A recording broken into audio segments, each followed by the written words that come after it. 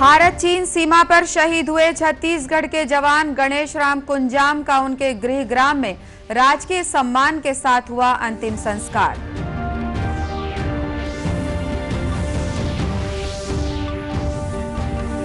खरीफ फसलों को मवेशियों से बचाने के लिए प्रदेश भर में आज से रोका छेका अभियान शुरू। गांव-गांव में हो रहे हैं विविध कार्यक्रम।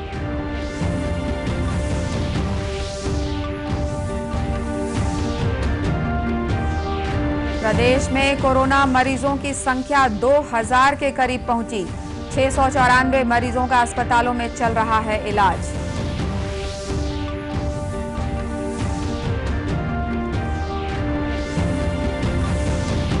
और छत्तीसगढ़ में one nation one ration card योजना अगस्त माह से होगी शुरू। खाद्य मंत्री अमरजीत भगत ने दी जानकारी।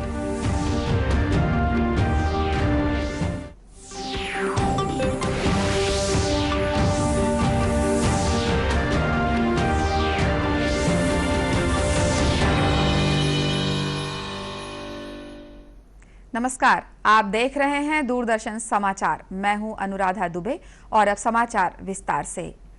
लद्दाख में वास्तविक नियंत्रण रेखा पर चीनी सेना के साथ हुई हिंसक झड़प में शहीद हुए छत्तीसगढ़ के जवान गणेश राम कुंजाम का कल उनके गृहग्राम कांकेर जिले के गिधाली में राजकीय सम्मान के साथ अंतिम संस्कार किया गया। शहीद जवान के पार्थिव शरीर को देर शाम गृहग्राम लाया गया। इस दौरान युवाओं ने शहीद जवान के सम्मान में चारामा से गृहग्राम तक हाथों में तिरंगा लेकर मोटरसाइकिल रैली निकाली। वहीं पुलिस और सुरक्षा बलों के जवानों ने गार्ड ऑफ ऑनर से शहीद जवान को सलामी दी। अंतिम विदाई के दौरान शहीद जवान अमर रहे के नारों से पूरा गांव गूंज उठा। शहीद जवान को श्रद्धांजलि अर्पित करने के लिए जनप्रतिनिधियों सहित सेना, अर्धसैनिक बल और जिला प्रशासन के अधिकारी मौजूद थे। इसके पहले शहीद जवान गणेश राम कुंजाम का पार्थिव शरीर कल दोपहर विशेष विमान से रायपुर लाया गया। मुख्यमंत्री भूपेश बघेल ने माना के स्वामी विवेकानंद विमानतल पर शहीद जवान के पार्थिव शरीर पर पुष्प चक्र अर्पित कर भावभीनी श्रद्धांजलि दी। विमानतल पर शहीद जवान को गार्ड ऑफ ऑनर दिया गया। मुख्यमंत्री ने शहीद के पार्थिव शरीर को कांधा देकर विदाई दी। इस मौके पर मुख्यमंत्री ने लद्दाख में शहीद हुए जवानों के अदम्य साहस और बलिदान को नमन करते हुए शहीदों के परिजनों के प्रति शोक संवेदनाएं व्यक्त की। मुख्यमंत्री ने कहा कि छत्तीसगढ़ के माटी पुत्र गणेश राम कुंजाम की शहादत व्यर्थ नहीं जाएगी। मुख्यमंत्री ने शहीद जवान की स्मृति को अक्षुण्ण बनाए रखने के लिए गांव के शासकीय स्कूल का नामकरण उनके नाम पर करने की घोषणा की।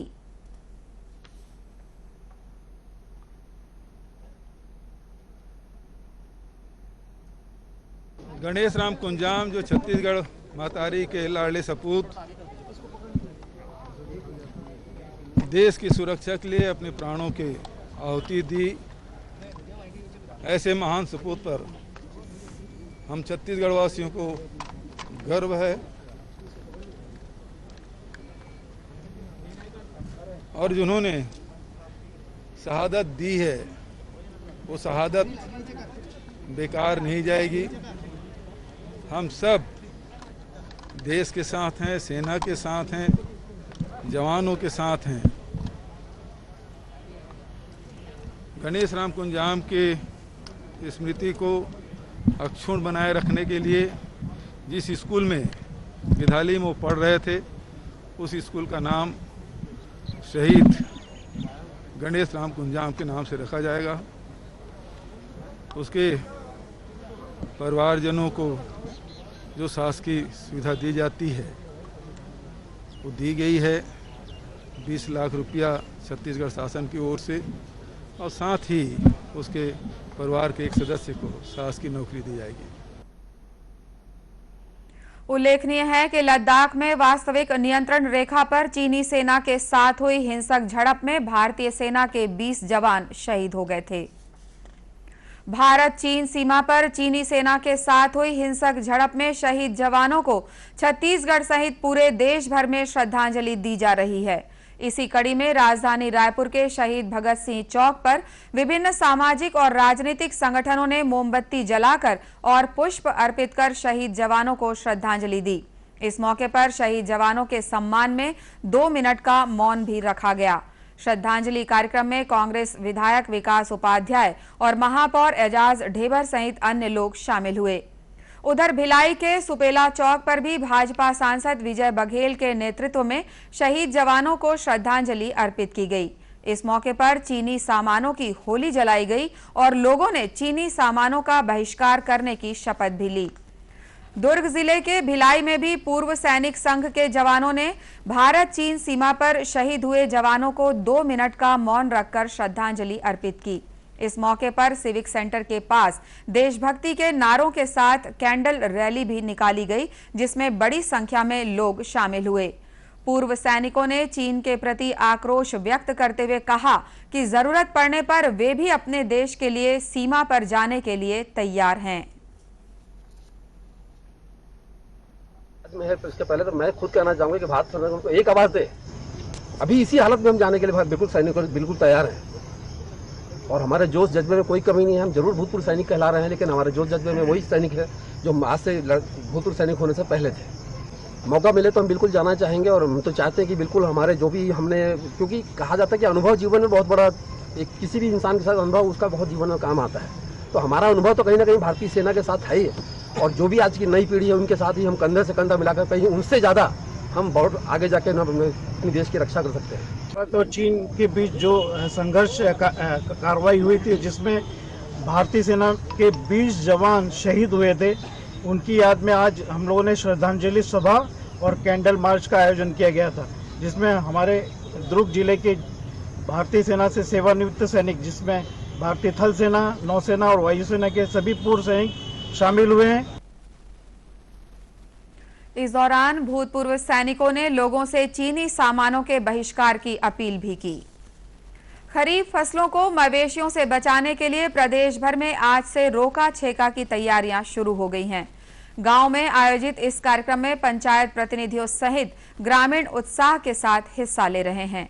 मुख्यमंत्री भूपेश बघेल रायपुर स्थित अपने निवास कार्यालय से दुर्ग जिले के पाटन क्षेत्र के ग्राम पतोरा में आयोजित रोका छेका के कार्यक्रम में वीडियो कॉन्फ्रेंसिंग के माध्यम से शामिल हुए। इस दौरान पूजा अर्चना के बाद मुख्यमंत्री ने वीडियो कॉल के जरिए कार्यक्रम में मौजूद जनप्रतिनिधियों और ग्रामीणों से बातचीत भी की। मुख्यमंत्री ने अपने वीडियो कॉल संदेश में लोगों को संबोधित करते हुए कहा कि रोका छेका हमारी ग्रामीण संस्कृति की महत्वपूर्ण परंपरा है। इस परंपरा को निभाने के लिए सभी लोगों का सहयोग जरूरी है। मुख्यमंत्री ने कहा कि खरीफ फसलों को बचाने के लिए रोका छेका आवश्यक परंपरा है। इस मौके पर सरपंच अंजिता साहू ने बताया कि कार्यक्रम में सभी लोगों को मवेशियों को गौठान में ही रखने की शपथ दिलाई गई है। उल्लेखनीय है कि प्रदेश में फसलों की सुरक्षा और बहुफसली क्षेत्र के विस्तार के लिए रोका छेका प्रथा पर प्रभावी सुनिश्चित करने के लिए आज से 30 जून तक प्रदेश भर में विभिन्न कार्यक्रम आयोजित किए जाएंगे। इस दौरान ग्रामीण और शहरी पशुपालक खुली चराई रोकने तथा सड़कों को मवेशी मुक्त बनाने के उपायों पर चर्चा करेंगे। गौठानों में विविध आयोजनों के जरिए कृषि और इससे संबंधित योजनाओं से किसानों को लाभान्वित भी किया जाएगा। राज्यपाल अनुसुईया उइके ने आज राजभवन में वीडियो कॉन्फ्रेंसिंग के माध्यम से विश्वविद्यालयों के कुलपतियों की बैठक ली। बैठक में कोरोना वायरस संक्रमण के कारण उत्पन्न परिस्थितियों को देखते हुए विश्वविद्यालयों और महाविद्यालयों में शैक्षणिक गतिविधियों और शिक्षा कैलेंडर के संबंध में चर्चा की गई। इस दौरान विश्वविद्यालयों द्वारा संचालित पाठ्यक्रमों और अन्य विषयों पर भी विचार विमर्श किया गया। इसी तरह राज्यपाल ने कल राजभवन में वीडियो कॉन्फ्रेंसिंग के माध्यम से इंडियन पोडियाट्री एसोसिएशन के छत्तीसगढ़ चैप्टर की शुरुआत की। इस मौके पर उन्होंने कहा कि इसके प्रारंभ होने से प्रदेश में डायबिटिक फूड से ग्रसित मरीजों के इलाज में सुविधा मिलने के साथ ही मधुमेह बीमारी के प्रति लोगों में जागरूकता आएगी। इस बीमारी से पीड़ित मरीज पैर खोने से भी बच जाएंगे। राज्यपाल ने कहा कि इंडियन पोडियाट्री एसोसिएशन विशेष रूप से डायबिटिक फूड पर केंद्रित होकर कार्य करता है और मधुमेह के रोगियों को इसके प्रति जागरूक करता है और उनका इलाज भी करता है। वास्तव में ये मानवीय सेवा का बड़ा कार्य है। छत्तीसगढ़ में कोरोना मरीजों की संख्या लगातार बढ़ती जा रही है। आज प्रदेश में 6 नए मरीजों की पहचान हुई है। इनमें रायपुर और राजनांदगांव जिले में 3-3 मरीज सामने आए हैं। प्रदेश में अब कोरोना संक्रमित मरीजों की कुल संख्या बढ़कर 1952 हो गई है। वर्तमान में कोरोना संक्रमित सक्रिय मरीजों की संख्या 694 रह गई है। नए मरीज मिलने के बाद संबंधित क्षेत्रों को कंटेनमेंट जोन घोषित कर दिया गया है। वहीं संक्रमित मरीजों के संपर्क में आए लोगों की पहचान भी की जा रही है। दुर्ग जिले के भिलाई में कल 3 पुलिसकर्मियों के कोरोना पॉजिटिव पाए जाने के बाद नेवई थाने को सील कर दिया गया है। वरिष्ठ पुलिस अधीक्षक अजय यादव ने बताया कि लोगों की सुविधा और सुरक्षा के लिए नेवई थाने का संचालन टेंट लगाकर किया जा रहा है। ये नेवई थाने में अभी एक्चुअली 7 लोगों का हम लोगों ने टेस्ट कराया था थाना प्रभारी सहित, और वहाँ पर टेस्ट में 3 जो मेरे आरक्षक हैं वो जो कोरोना पॉजिटिव पाए गए हैं। और कल की बात है, उसके पश्चात थाना का हम लोगों ने भ्रमण किया है, आरक्षकों से बात की है और तीनों को हॉस्पिटल भेज दिया है उपचार के लिए। उसके साथ साथ पूरे थाने को अभी सील किया गया है और सैनिटाइजिंग की जो प्रक्रिया है वो जारी है। अस्थायी रूप से लोगों को असुविधा न हो उसको देखते हुए बाहर टेंट लगा करके थाने का कार्य संचालन किया जा रहा है और कांटेक्ट ट्रेसिंग की गई है। उसमें लगभग 20-22 लोग ऐसे पाए गए हैं थाने के ही जो तीनों सिपाहियों से ज़्यादा टच में थे। तो हम लोगों ने जो एज प्रोफाइल, उनके वर्क प्रोफाइल के आधार पे उन लोगों को भी टेस्ट कराने के लिए सोचा है। उसके साथ साथ बाकी लोगों को होम आइसोलेशन के लिए अभी एडवाइस किया गया है। उल्लेखनीय है कि प्रदेश में कोरोना संक्रमण की रोकथाम के लिए एहतियात के तौर पर अनेक कदम उठाए जा रहे हैं। प्रशासन द्वारा लोगों से अनिवार्य रूप से मास्क का उपयोग करने और दिशा निर्देशों का कड़ाई से पालन करने की अपील की गई है। छत्तीसगढ़ में one nation one ration card योजना आगामी अगस्त माह से शुरू की जाएगी। खाद्य मंत्री अमरजीत भगत ने कल वीडियो कॉन्फ्रेंसिंग के माध्यम से केंद्रीय खाद्य मंत्री रामविलास पासवान के साथ हुई चर्चा के दौरान ये जानकारी दी। श्री भगत ने केंद्रीय मंत्री से राज्य के बीपीएल परिवारों को जुलाई से सितंबर तक कुल 3 महीने का खाद्यान्न निःशुल्क देने के लिए छत्तीसगढ़ को आवंटन दिए जाने का आग्रह किया। उन्होंने केंद्रीय मंत्री से प्रवासी श्रमिकों को भी जुलाई में निःशुल्क खाद्यान्न प्रदान करने का अनुरोध किया। श्री भगत ने बताया कि वर्तमान में छत्तीसगढ़ के प्रवासी श्रमिकों को मई और जून माह का निःशुल्क खाद्यान्न दिया जा रहा है।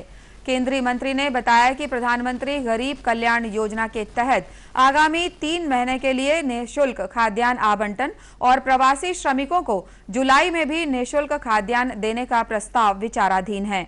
उन्होंने राज्य को हर संभव सहयोग देने का भी भरोसा दिलाया। 21 जून को छठा अंतर्राष्ट्रीय योग दिवस मनाया जाएगा। प्रधानमंत्री नरेंद्र मोदी ने लोगों से कहा है कि रविवार को अंतर्राष्ट्रीय योग दिवस परस्पर दूरी के मानदंडों का पालन करते हुए घर पर अपने परिवार के साथ ही मनाएं। एक वीडियो संदेश में प्रधानमंत्री ने कहा कि योग दिवस एक सार्वजनिक आयोजन होता है, लेकिन ये असाधारण समय है और इसलिए इस बार हमें इसे घर पर रहकर मनाना होगा। श्री मोदी ने कहा कि इस वर्ष के योग दिवस का विषय है घर पर योग और परिवार के साथ योग। उन्होंने कहा कि पूरी दुनिया कोरोना महामारी से जूझ रही है, लेकिन योग में इस बीमारी से उत्पन्न चुनौतियों के बहुआयामी समाधान हैं। प्रधानमंत्री ने कहा कि योग से प्रतिरोधक क्षमता बेहतर होती है तथा मानसिक और शारीरिक क्षमता भी बढ़ती है। उन्होंने विश्वास व्यक्त किया कि इससे योग को लोकप्रिय बनाने में मदद मिलेगी।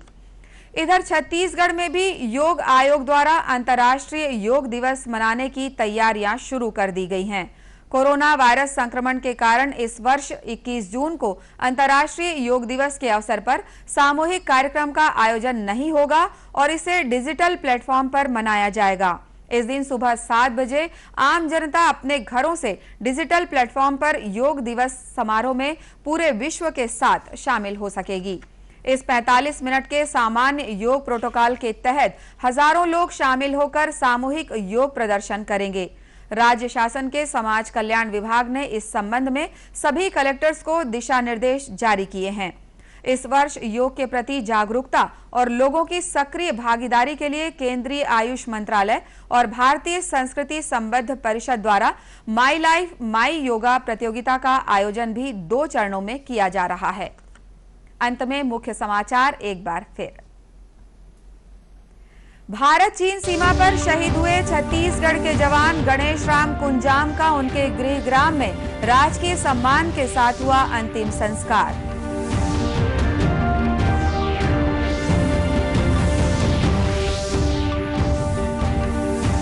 खरीफ फसलों को मवेशियों से बचाने के लिए प्रदेश भर में आज से रोका छेका अभियान शुरू। गांव-गांव में हो रहे हैं विविध कार्यक्रम।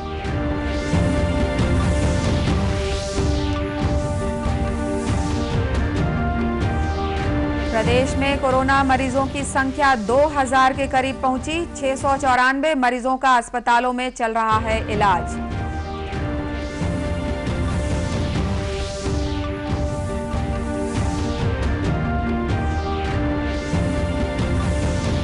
और छत्तीसगढ़ में one nation one ration card योजना अगस्त माह से होगी शुरू। खाद्य मंत्री अमरजीत भगत ने दी जानकारी। इसी के साथ ये समाचार बुलेटिन समाप्त हुआ। नमस्कार।